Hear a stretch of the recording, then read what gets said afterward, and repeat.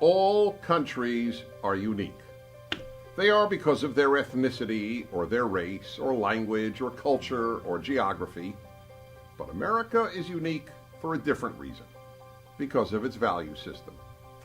Now, please understand that this in no way means or implies that Americans are necessarily better than anyone else. There are kind and good people in every nation, and there are bad people in America, as there are everywhere else. But these values have molded a particularly decent and open society, and one that has at great sacrifice promoted liberty around the world more than any other country in history.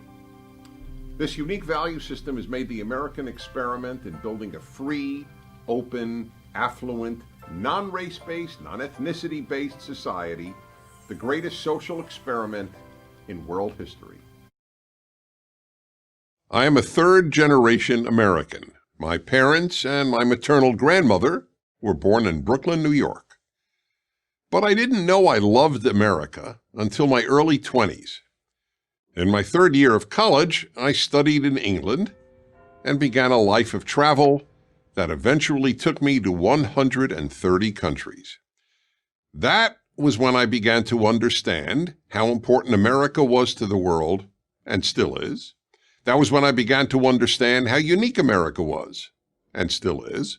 But I know that Australia is not America, and that my country has not achieved what America has achieved. No country in human history has. What makes America different? Britain votes to leave the European Union. The United States elects a president who says he'll put America first. Around the world, nationalism is winning elections. Many see this nationalist revival as the great danger of our time, fearing that nationalism will take us back to a more primitive and racist past. But it wasn't long ago that great political figures such as Woodrow Wilson and Teddy Roosevelt, David Ben-Gurion and Mahatma Gandhi, Ronald Reagan and Margaret Thatcher recognized what I call the virtue of nationalism. Hey, I've got a great investment idea for you. You give me $100,000 and 4 years of your life, and I give you, pretty much nothing. No, I'm not the devil. I'm Mr. College, and I'm here to help you finance this wonderful opportunity. I have a whole package of government loans and impressive sounding scholarships to make it all possible. Of course, you'll have to pay interest on the loans, which will double the cost over time, but that's a problem for future you. Look, if you have to study physics, you have to go to university. You have to study STEM, science, technology, engineering, math, you have to go to a university. But otherwise, in most cases, it's a waste of money. I'll tell you this, I know I'm laughed at when I say this, but it's quite all right. I'm prepared to be, more than happy to debate anyone on this. I believe that you will learn more about life and how to think clearly if you watch all of the PragerU videos. But here's the point. Colleges are no longer primarily about preparing you for a career. Today's higher education is about teaching you what a terrible country America is, social activism, and binge drinking. Hey, if college didn't cost so much, the parties might be worth it. You may not realize it, but you are currently funding some dangerous people. They are indoctrinating young minds throughout the West with their resentment-ridden ideology. They have made it their life's mission to undermine Western civilization itself, which they regard as corrupt, oppressive, and patriarchal. If you're a taxpayer or paying for your kid's liberal arts degree, you're underwriting this gang of nihilists. You're supporting ideologues who claim that all truth is subjective, that all sex differences are socially constructed, and that Western imperialism is the sole source of all third world problems. They are the postmodernists, pushing progressive activism at a college near you. They produce the mobs that violently shut down campus speakers, the language police who enshrine into law use of fabricated gender pronouns, and the deans whose livelihoods depend on madly rooting out discrimination, where little or none exists. Their thinking took hold in Western universities in the 60s and 70s, when the true believers of the radical left became the professors of today. And now we rack up education-related debt, not so that our children learn to think critically, write clearly, or speak properly, but so they can model their mentor's destructive agenda. It's now possible to complete an English degree and never encounter Shakespeare, one of those dead white males whose works underlie our society of oppression. To understand and oppose the postmodernists, the ideas by which they orient themselves must be clearly identified. First is their new unholy trinity of diversity, equity, and inclusion. Diversity is defined not by opinion, but by race, ethnicity, or sexual identity. Equity is no longer the laudable goal of equality of opportunity, but the insistence on equality of outcome.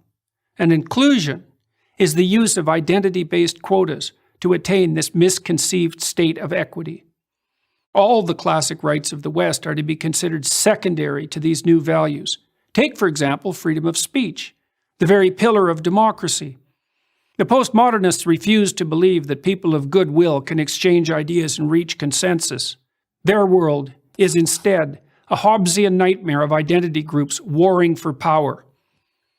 They don't see ideas that run contrary to their ideology as simply incorrect. They see them as integral to the oppressive system they wish to supplant, and consider it a moral obligation to stifle and constrain their expression. Second is rejection of the free market, of the very idea that free voluntary trading benefits everyone. They won't acknowledge that capitalism has lifted up hundreds of millions of people, so they can, for the first time in history, afford food, shelter, clothing, transportation, even entertainment and travel. Those classified as poor in the US, and increasingly everywhere else, are able to meet their basic needs. Meanwhile, in once prosperous Venezuela, until recently the poster child of the campus radicals, the middle class lines up for toilet paper. Third and finally are the politics of identity. Postmodernists don't believe in individuals. You're an exemplar of your race, sex, or sexual preference. You're also either a victim or an oppressor. No wrong can be done by anyone in the former group, and no good by the latter. Such ideas of victimization do nothing but justify the use of power and engender intergroup conflict. All these concepts originated with Karl Marx, the 19th century German philosopher. Marx viewed the world as a gigantic class struggle, the bourgeoisie against the proletariat, the grasping rich against the desperate poor.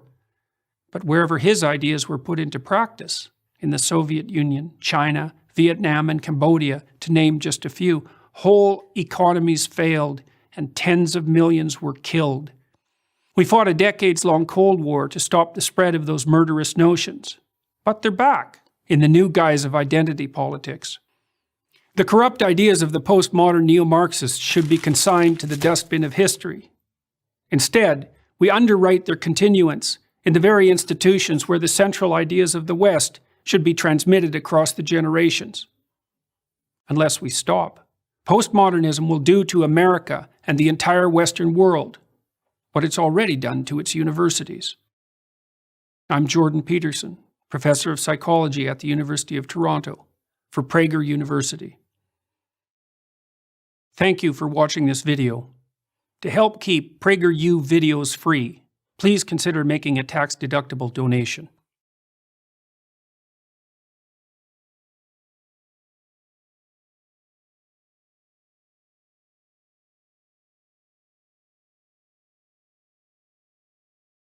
If the Nobel Peace Prize was given out to people who truly made the world a more peaceful place, one group would win every year: the United States military.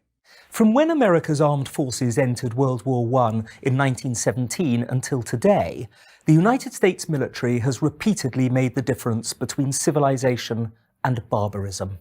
It's no exaggeration to say that a militarily strong America is the one indispensable prerequisite for a peaceful and prosperous world. Like it or not, the US military has been and remains as close to a global sheriff as exists on planet Earth. On the beat, keeping the peace. Don't believe me? Ask yourself this very simple question. What if China disarmed? Or Iran? Or North Korea? Or Russia? Think the world would be a better or worse place?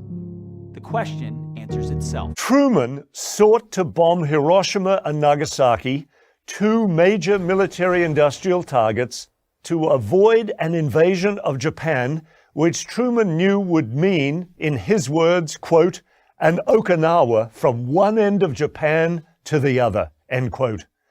His assumptions were entirely legitimate. Why did the United States go to war against Iraq in 2003?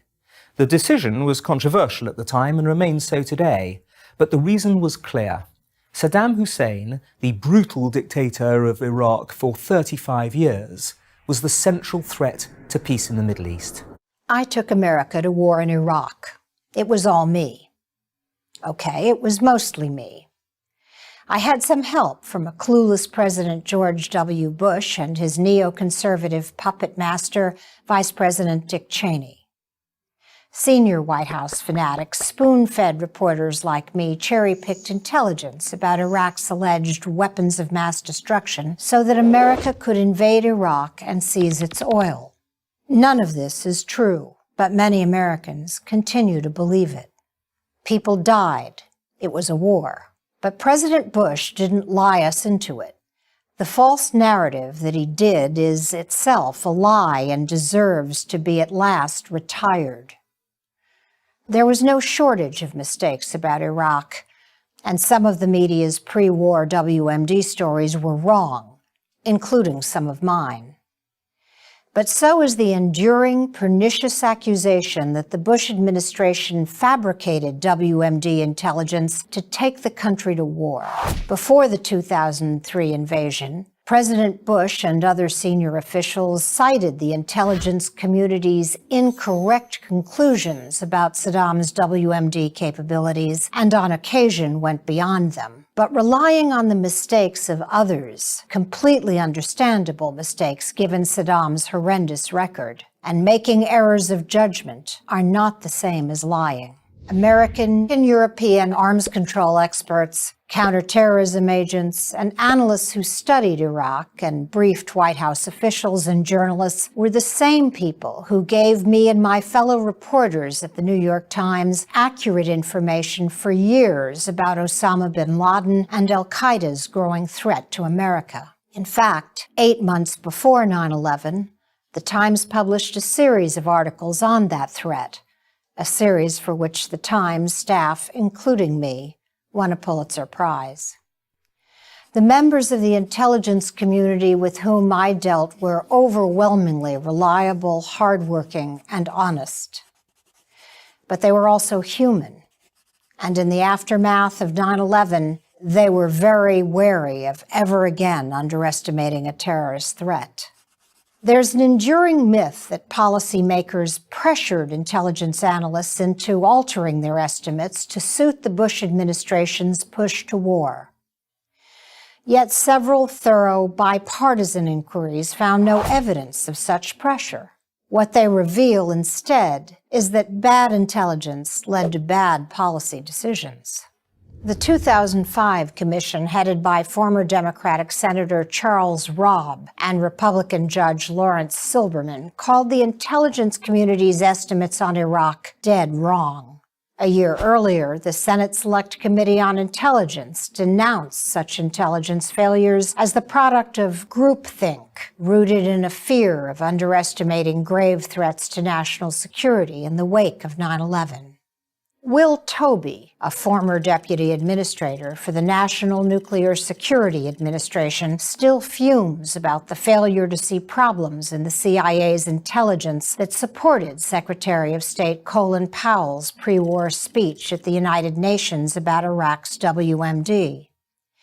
Based partly on the CIA's assurances of strong evidence for each claim, Mr. Powell was persuaded that the case against Saddam was, in his words, rock solid.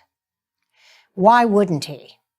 Over the previous 15 years, none of the congressional committees routinely briefed on Iraq's WMD assessments expressed concern about bias or error. The decision to go to war in Iraq received broad support in Congress from both Republicans and Democrats, and again, for good reason. Even if the intelligence community overestimated Saddam Hussein's WMD capability, it didn't create it out of thin air. Saddam had used chemical weapons on his own people, killing thousands. He had invaded his neighbors repeatedly. No, President Bush did not take America into a war because he was strong-armed by a neoconservative cabal. As President Bush himself famously asserted, he was the decider. And no, he didn't go to war for oil.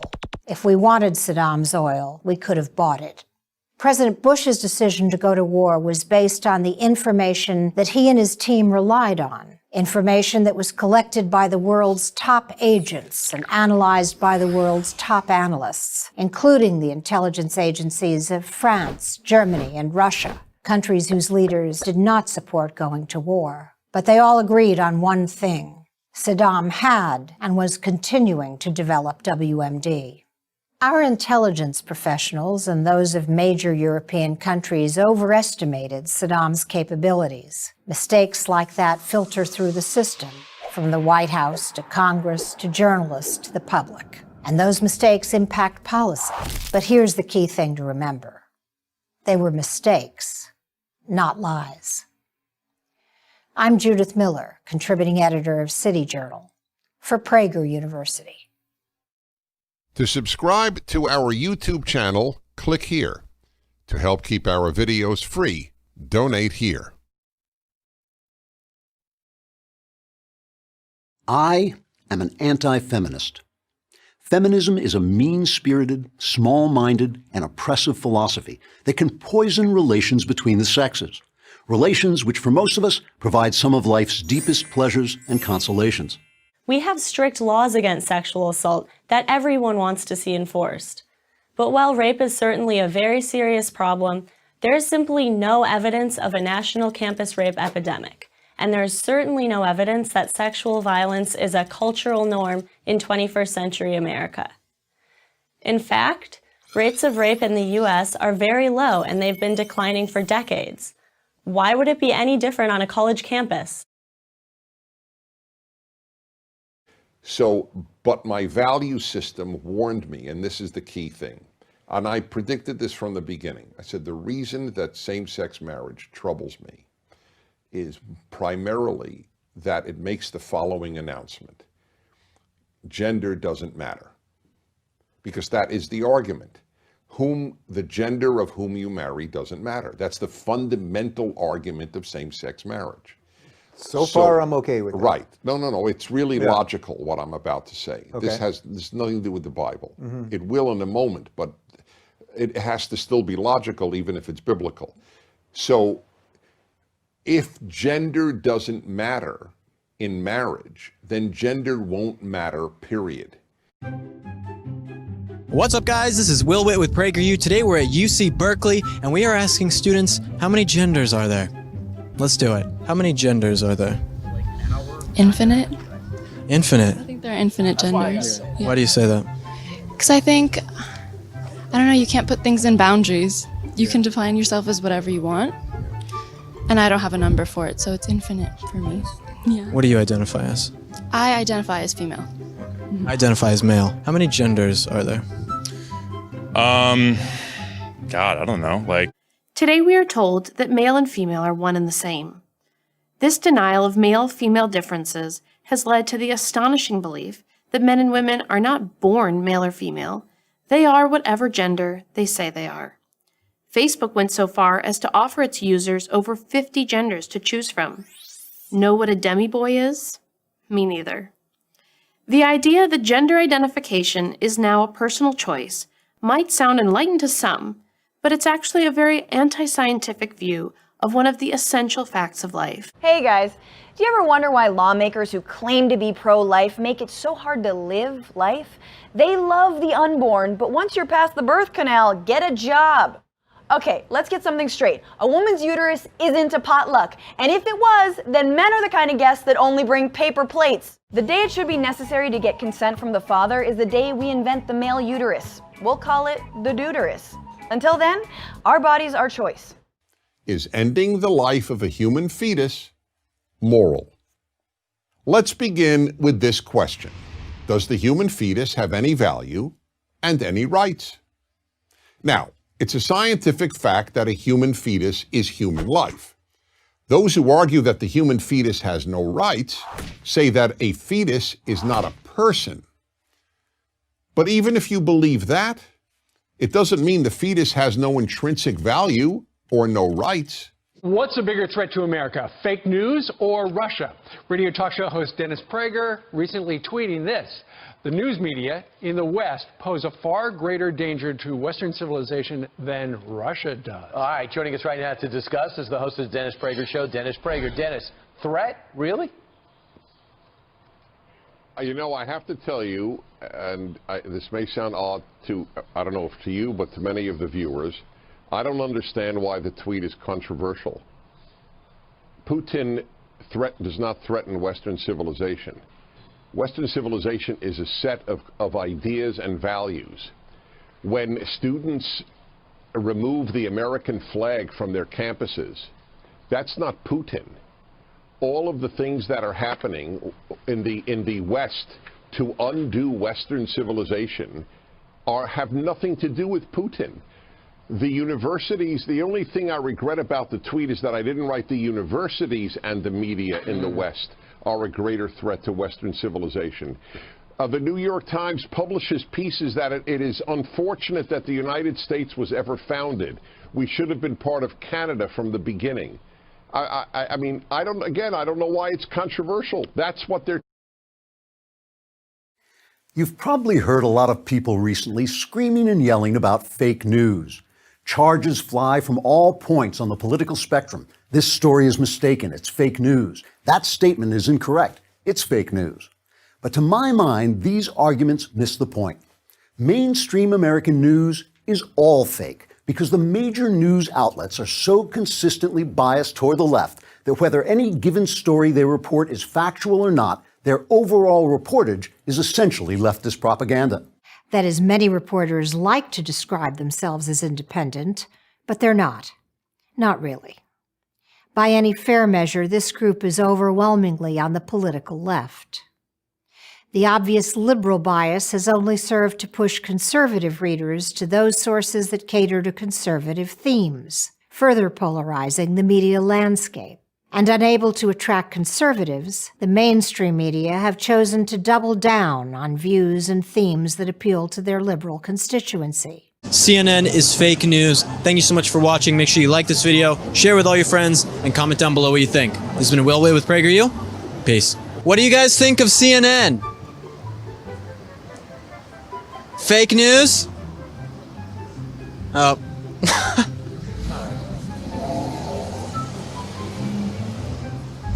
Tried.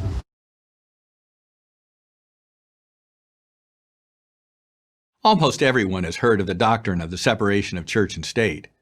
Most Americans believe that it's in the United States Constitution.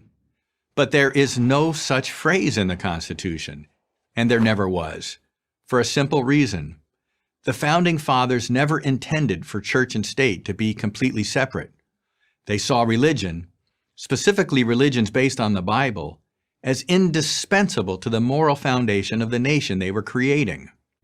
The second value of the American Trinity, in God we trust, means that America is founded on the idea that God is the source of values. America's Declaration of Independence proclaimed that humans have inalienable rights, but solely because these rights come from the Creator, not from a king or a government or even from reason. Therefore, since they come from God, they can never be taken away by people. What God are we talking about? The one introduced by the Hebrew Bible, the God of the Ten Commandments, the God who judges all nations and all individuals, and the God to whom all citizens, all people, must feel morally accountable for their actions. And the third part of What role should religion play in a free society? More and more people today would answer, none. That would not have been the answer of the founders of the United States, the men who fought the American Revolution and wrote the country's Constitution. To them, the issue of religion and freedom were inextricably linked. From left-wing Democrat to right-wing Republican, everyone loves infrastructure. We all want safe bridges, smooth roads, and world-class airports. So why can't we have them? Why are America's bridges falling down, our roads riddled with potholes, and many of our major airports dilapidated. Why can't the United States build or repair infrastructure like European and Asian countries do? The answer is not complex.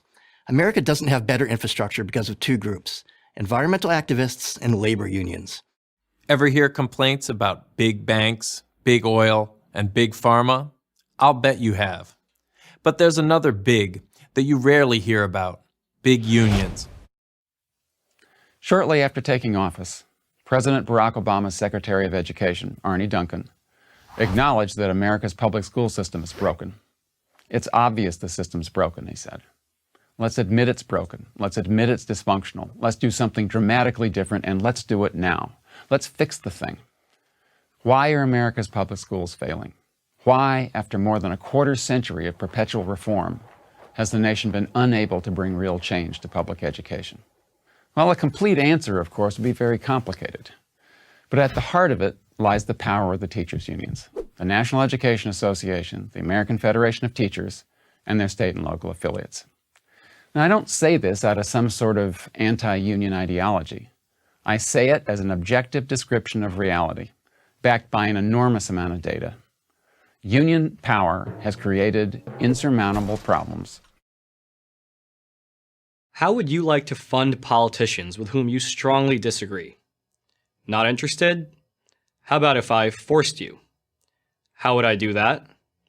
Well, what if I said, if you don't pay, you lose your job? For decades, millions of state and local government workers, police, firefighters, teachers, and others have been forced to make that choice. And who forces them? Public sector unions. That is, unions who represent public sector employees. The Mona Lisa, the Pietà, the girl with a pearl earring. For a score of centuries, artists enriched Western society with their works of astonishing beauty. The Night Watch, the Thinker, the Rocky Mountains. Master after master, from Leonardo to Rembrandt to Bierstadt, produced works that inspired, uplifted, and deepened us. And they did this by demanding of themselves the highest standards of excellence, improving upon the work of each previous generation of masters, and continuing to aspire to the highest quality attainable. But something happened on the way to the 20th century. The profound, the inspiring, and the beautiful were replaced by the new, the different, and the ugly. Today, the silly, the pointless, and the purely offensive are held up as the best of modern art. Michelangelo carved his David out of a rock. The Los Angeles County Museum of Art just offers us a rock. A rock. The arts. Throughout history, the primary purpose of art was to elevate people through beauty, artistic excellence, and emotional depth. To the left, the primary purpose of art, sculpture, and music is to shock. That's why so much contemporary art is meaningless and involves the scatological, meaning urine and feces. Yes, urine and feces. To give one of countless examples, in 2016, the Guggenheim Museum in New York featured a pure gold working toilet, which visitors were invited to use. The name of the exhibit was America. What's up, guys? This is Will Witt with PragerU, art extraordinaire, here in the Arts District in LA, showcasing off my latest pieces. Not actually. These pieces were done by me, Dennis Prager, a 2-year-old and a 5-year-old. And we're here today talking to people about what they think about the art, what they see in it, and their standards. Let's do it. This is my art. I'm a local artist here in LA. What do you see in this one here? While the major media fixates on the influence of foreign powers on American elections, a much more serious attack has been taking place right under our noses.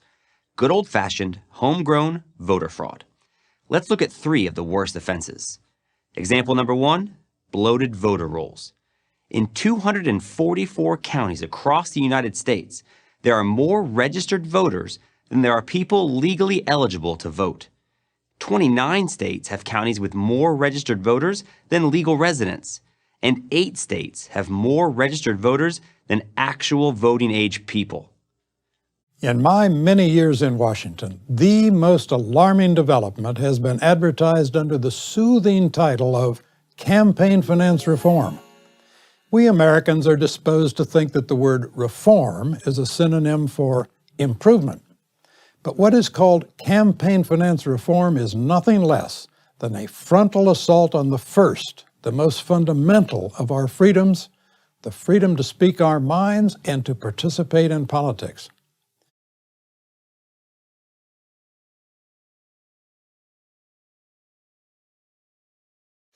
As strongly as I feel about any issue, I understand the opposition. But there is an exception, the death penalty for murder. Here, the gulf is unbridgeable between those of us who believe that some murderers, and I emphasize some murderers, should be put to death, and those who believe that no murderer should ever be put to death. Of course, putting the murderer to death doesn't bring back their loved one, but it sure does provide some sense of justice. Can you name this country? It is the 5th largest democracy in the world. It has nuclear weapons and is home to millions of religious extremists. It is both a leading fighter against and a major supporter of terrorism. The answer, of course, is Pakistan. Its unique makeup poses a question that should preoccupy everyone. Can two diametrically opposed forms of society, a free one and one based on religious Sharia Islamic law, exist in one nation? In the judo competition of the 2016 Olympics in Brazil, an Israeli heavyweight judo fighter named Or Sasson defeated his Egyptian opponent, Islam El-Shahabi, in a first-round match. The Egyptian then refused to shake the Israeli's extended hand, earning boos from the crowd. Speakers and teachers at mosques and in schools began to endlessly repeat this theme. We were not Western, we were not British, we were Muslims, first and only. Our loyalty was to our religion and to our fellow Muslims. We owed nothing to the Western nations that welcomed us. As Westerners, they were our enemies. What drives someone to become a religious extremist, even to the point of becoming a suicide bomber? I'm an American Muslim, and I, along with my mainstream Muslim brethren in America and abroad, must come to terms with an ever more apparent truth, that we are the only ones who can lead a winning fight against the radicalism crippling our faith. Okay, so let's say these people in these Middle Eastern countries, it's not tied to Islam, and it's just culture. Would you want these people to come to America? The Holy Land Foundation was once the largest Islamic charity in the United States. Its supposed organizational mission was to fund humanitarian programs for Arabs in the Palestinian territories. In reality, it was a front organization for the Muslim Brotherhood to help finance Hamas's terrorist activities. In 2009, the founders of the organization were given sentences of between 15 and 65 years in prison for funneling $12 million to Hamas. Among the unindicted co-conspirators listed by the prosecution was a who's who of major U.S. Islamic leadership, including CARE, the Islamic Society of North America, the North Islamic Trust Fund, and many others. Even multicultural Europe is waking up. In 2015, the British government, alarmed at the radical influence of the Muslim Brotherhood, ordered a governmental review of its beliefs, goals, and activities in Great Britain. Its conclusions were alarming. The Muslim Brotherhood has been willing to use violence and terror. They defend suicide bombers and the killing of civilians. The Muslim Brotherhood in the West uses doublespeak, softer language in English, and delivering a radical and violent message in Arabic. They have a significant influence on the largest UK Muslim student and national organizations, ultimately concluding that the Muslim Brotherhood's ideology and tactics are contrary to British values and in conflict with its national interests and security. One of the pillar Muslim Brotherhood beliefs is an embrace of violence and terror. They not only advocate for terrorism, but their franchises have engaged in terror around the world.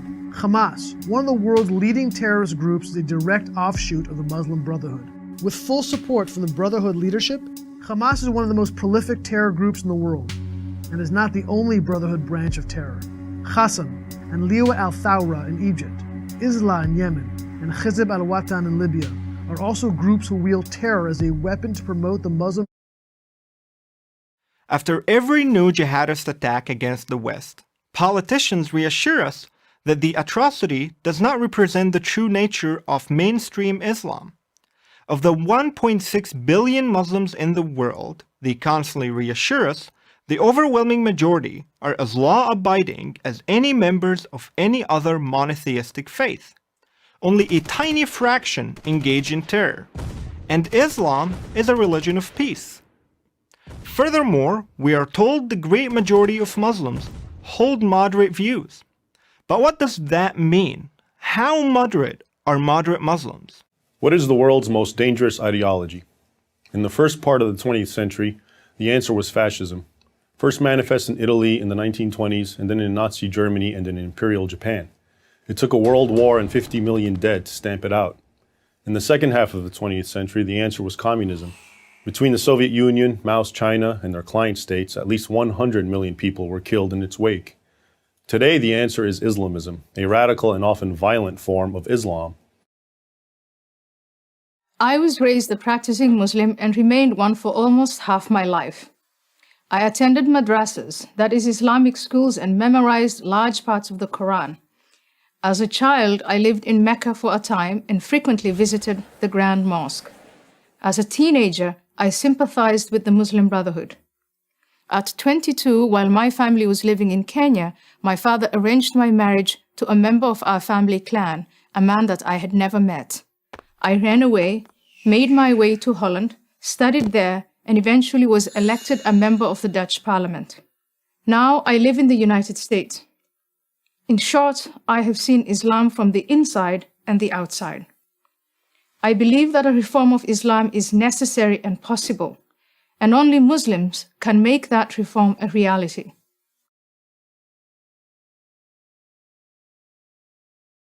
If what I am about to tell you is true, almost everything we most treasure, freedom, beauty, reason, the family, economic well-being, and even goodness, is in jeopardy. Who or what poses this threat? The answer is the most powerful ideology of the last 100 years, leftism. Guys, this is Will with PragerU, and 70% of millennials say they would likely vote for a socialist. We're here at Cal State LA asking people if they can even define what socialism is and seeing what they think about capitalism. Fact is that over time, the greatest enemy of socialism is reality. The reality that human nature will invariably pull certain people toward individualism and success and others toward laziness and collectivism. The tension between the makers and the takers always leads to socialism's inevitable collapse. Many American millennials seem to be drawn to socialism. They came out in big numbers for Bernie Sanders in the 2016 presidential primaries. They rail against capitalism on their college campuses. In the contemporary world, it's taken as a given that capitalism, with its free market and profit motive, is based on selfishness and produces selfishness, while socialism is based on selflessness and produces selflessness. Well, the opposite is true. Whatever its intentions, socialism produces far more selfish individuals and a far more selfish society than a free market economy does. Capitalism versus socialism. We can sum up each economic system in one line. Capitalism is based on human greed. Socialism is based on human need, right? No, wrong, so wrong. It's exactly backwards. When people describe particularly evil individuals or regimes, why is it that they use the terms Nazi or fascist, but almost never communist? Given the unparalleled amount of human suffering communists have caused, why is communist so much less a term of revulsion than Nazi? Communists killed 70 million people in China, more than 20 million people in the Soviet Union, not including about 5 million Ukrainians. Years ago, I interviewed Kwesi Mfume, then the president of the NAACP. As between the presence of white racism and the absence of black fathers, I asked him, which poses the bigger threat to the black community? Without missing a beat, he said, the absence of black fathers. What are the 5 biggest issues facing blacks in America? Here's my list. Problem number 5, the victim mentality. America is now the least racist white majority society in the world. And more than half for the offenders, 52.4%, all while being 13% of America's population. The out-of-wedlock birth rate is nearly 75% and even higher in some urban areas. Since 1965, the number of black elected officials has exploded. Between 1970 and 2012, it grew from fewer than 1,500 to more than 10,000. And oh yes, a black man was elected president, twice. Conventional wisdom would suggest that all these political gains would lead to economic gains, but that has not proven to be the case. In fact, during an era of growing black political influence, blacks as a group progressed at a slower rate than whites. Now, because great-great-grandpa Silas was once a slave, so-called progressives want to give me money. Never mind that, like him, I'm an entrepreneur who received an excellent education, built businesses, raised a remarkable family, and unlike most white Americans, earned a Super Bowl ring. Because of work I've never done, stripes I've never had, under whip I've never known, these progressives want to give me money I've never earned. The fact that this money will be forcibly taken from others who also dreamed, worked, and sacrificed for it, I'm told is not my concern, but it is. At the core of the reparations movement is a distorted and demeaning view of blacks and whites. It grants superiority to the white race, treating them as an oppressive people too powerful for black Americans to overcome. It brands blacks as hapless victims, devoid of the ability which every other culture possesses to assimilate and to progress.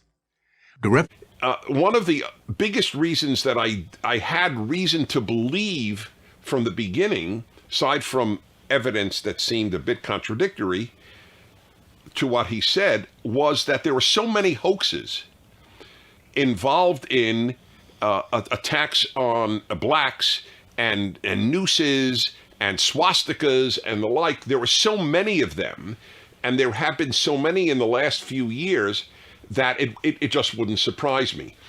And you can actually go on the internet. There is a website. What is the name of this website? There's a whole website. I don't know anything about it. It's called fakehatecrimes.org. And it gives you the background. In each case, you could press on it and see the press report delineating the report.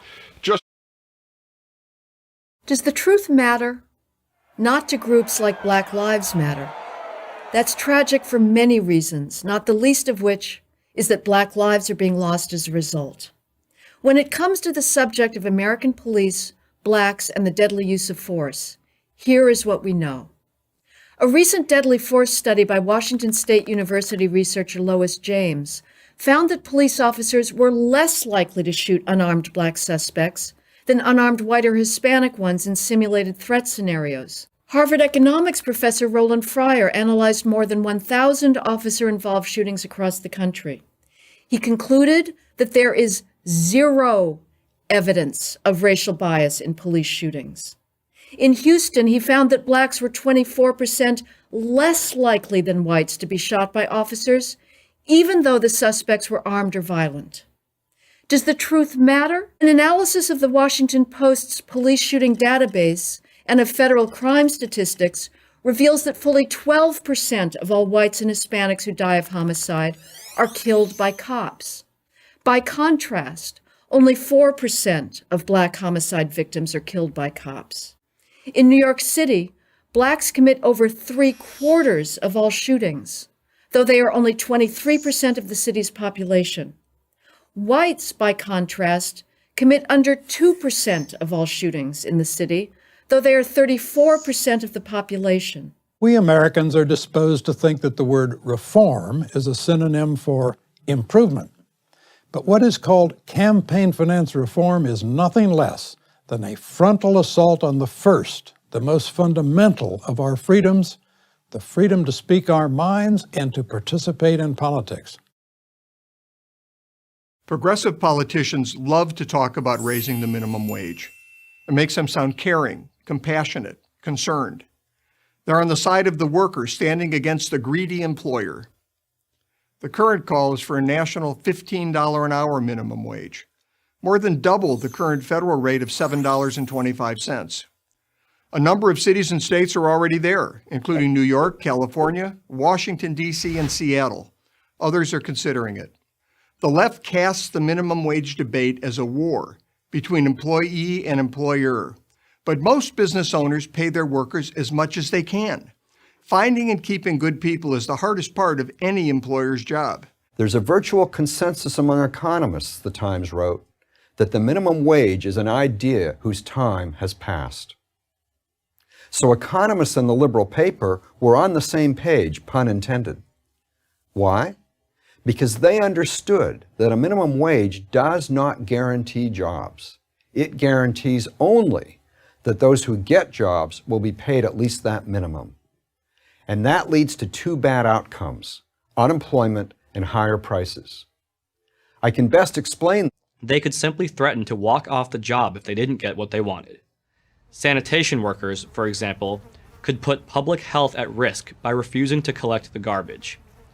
Other public employees would have similarly disruptive power. This was, Roosevelt believed, unthinkable and intolerable. In 1943, New York State's highest court agreed, calling government unions not only incompatible with the spirit of democracy, but inconsistent with every principle upon which our government is founded. Here's what they said. Internet service providers, or ISPs, AT&T, Verizon, and other companies that lay the cable that goes to your house are basically monopolies, like your typical utility company. To prevent abuse of this position, net neutrality rules prohibited them from charging websites different prices no matter how much or how little bandwidth they use. But this is exactly the opposite of what utilities are allowed to do. Electricity providers, for instance, are allowed to create pricing tiers. The more you use, the higher the price goes. If you use significantly more power than your neighbor, you pay more for the privilege. Net neutrality forces ISPs to charge all users the same price no matter how much data they send through the internet. It's a bad idea. In the biblical book of Deuteronomy, it says, "If someone has a rebellious son who does not obey his father and mother, his parents can take him to the elders of the city for judgment. And if the son is found guilty, the citizens are to stone him to death." Sounds pretty primitive, doesn't it? In fact, however, it was an enormous moral leap forward. This law ended forever parental ownership of their children, and with it, the right to kill them.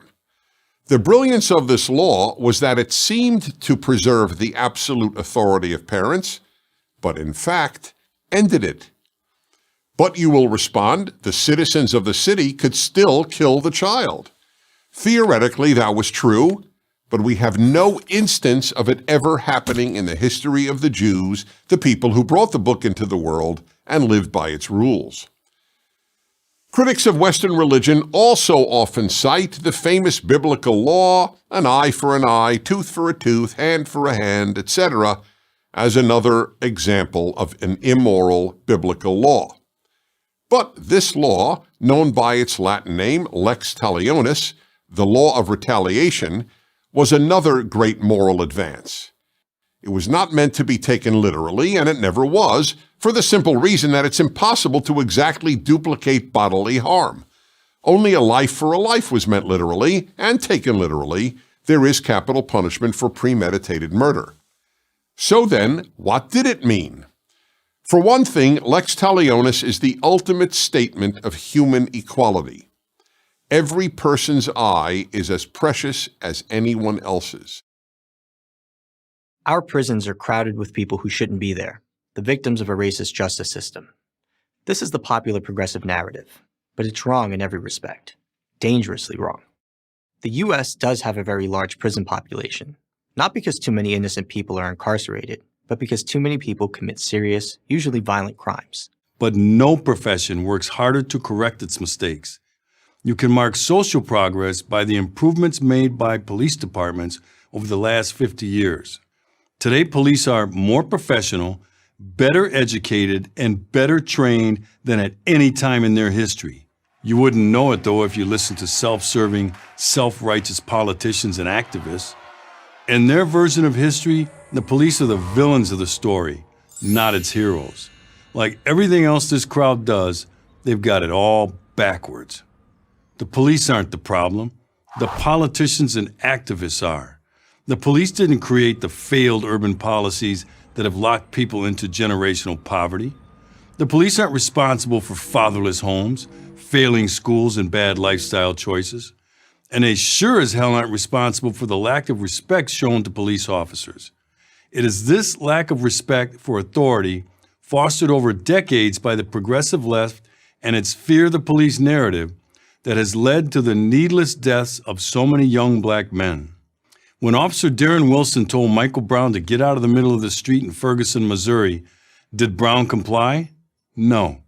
When officers in Baltimore told Freddie Gray to stop resisting arrest, did he comply? No. When officers in New York City told Eric Garner to stop resisting arrest, did he comply? No. Here's a useful tip. If you want to avoid a bad outcome with a police officer, follow this simple rule. When a cop gives you a lawful command, obey it, even if you disagree. Increase in rape has made some news. This phenomenon has been coupled with a shocking and less widely reported increase in violent crime in general.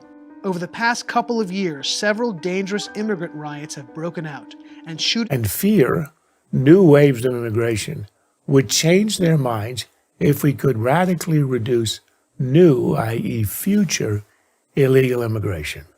And we can. First, build a barrier. Call it a wall, call it a fence, call it what you will. But over the past 40 years, we have allowed millions of low-skill immigrants into the country, both legally and illegally. Here's what they said. Internet service providers, or ISPs, AT&T, Verizon, and other companies that lay the cable that goes to your house are basically monopolies, like your typical utility company. To prevent abuse of this position, net neutrality rules prohibited them from charging websites different prices no matter how much or how little bandwidth they use. But this is exactly the opposite of what utilities are allowed to do. Electricity providers, for instance, are allowed to create pricing tiers. The more you use, the higher the price goes. If you use significantly more power than your neighbor, you pay more for the privilege. Net neutrality forces ISPs to charge all users the same price no matter how much data they send through the internet. It's a bad idea.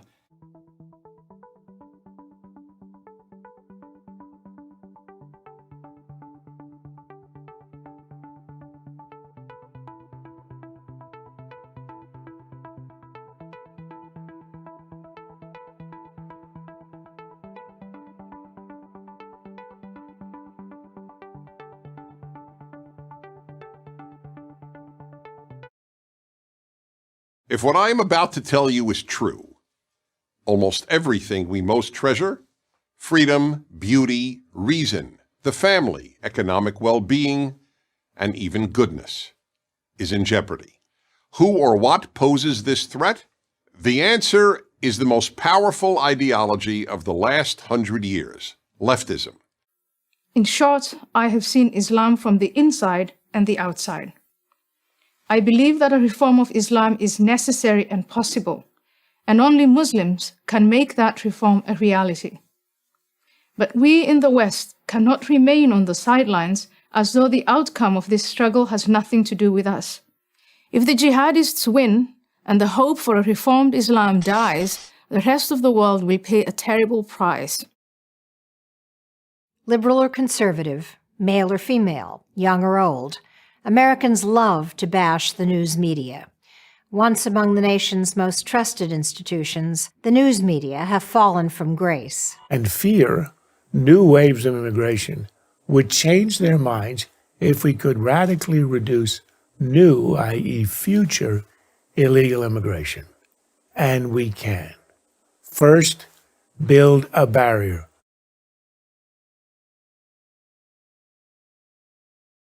Who is Dennis Prager? And why do so many people love him? As the producer of the Dennis Prager Radio Show and the co-founder and executive director of Prager University, I have given this second question a lot of thought. Here is my answer. Luck. Unadulterated. Good fortune. Or it could be this. Through his radio show, his writing, and now PragerU, he changes the way you live. For the better.